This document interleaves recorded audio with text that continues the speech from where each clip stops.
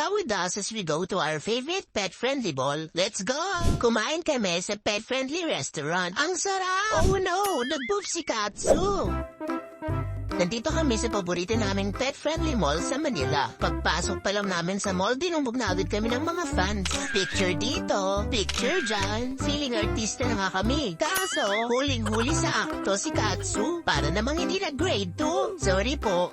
After pupo break, nagtuloy na kami sa pagdala at nakasalubong namin ang aming little paw friends. Little.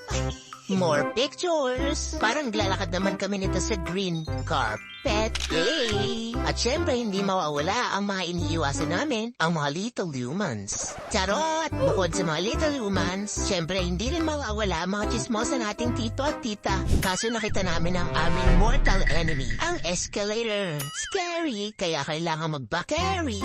It's dinner time! At perfect itong nakita namin pet-friendly restaurant. Located ito sa 4th floor ng Ayala Malls, Manila Bay. Nag-enjoy sila dad sa Only Hot Pot at syempre hindi naman kami papatalo. Nakikain na rin kami kay Ladad. Medyo nakakapagod kasi magpasaya ng humans. Kaya it's our Tommy's turn para maging happy. Yum yum! Thank you for watching, Pomeli. Samahan niyo kami sa mga susunod pang journey as we search for places na pet-friendly. See you po!